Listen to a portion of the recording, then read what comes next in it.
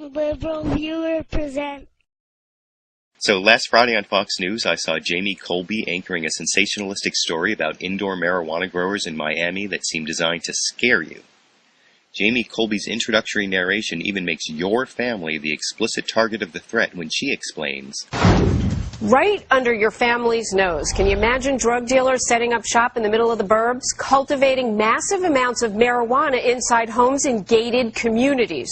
Those used to be where you go to be safe. And if you still don't feel unsafe after that alarmist introduction, on-the-scene reporter Orlando Salinas immediately reminds you that they're growing powerful and awfully dangerous marijuana. And while calling marijuana awfully dangerous and keeping up that drug lord title is already not very fair and balanced, the real reefer madness hysteria starts when Orlando Salinas reports that this marijuana will kill you as a supposed factual claim from an unnamed DEA agent, as you can see in this clip. 200% more powerful than the stuff that's grown outdoors. One agent said it best. Here it is, quote, "This ain't your grandfather's marijuana. This stuff will kill you because the plants have light 24 hours a day and grow 24 hours a day. It's like dope on steroids."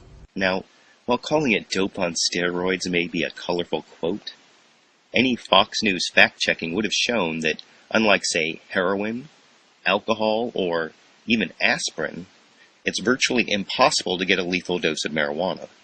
In fact, in an infamous 1988 legal decision, an administrative law judge actually found no factual basis for the DEA's classification of marijuana as a dangerous Schedule I drug. But that decision was vetoed by a political appointee of the Just Say No Reagan administration.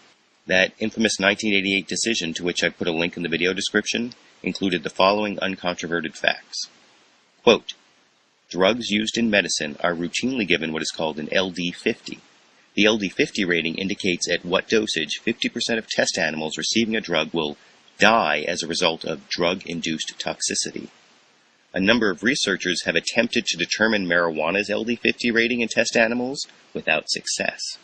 Simply stated, researchers have been unable to give animals enough marijuana to induce death.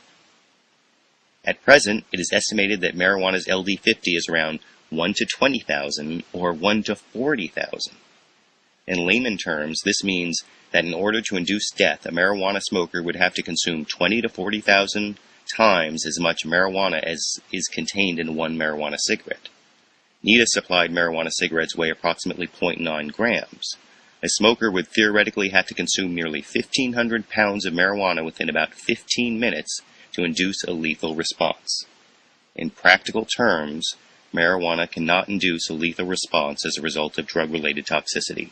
Unquote. But Fox News never told its viewers that killer marijuana doesn't really exist, and instead ended this scare story quoting another unnamed DEA official spreading this threat. In some cases, the DEA says drug dealers have actually booby-trapped their homes so small explosives would go off if the neighbors or if the cops ever came too close to those homes. Which leads me to ask, is it appropriate for a news reporter to act as a mouthpiece for government agents without doing any independent checking to give viewers a real factual assessment?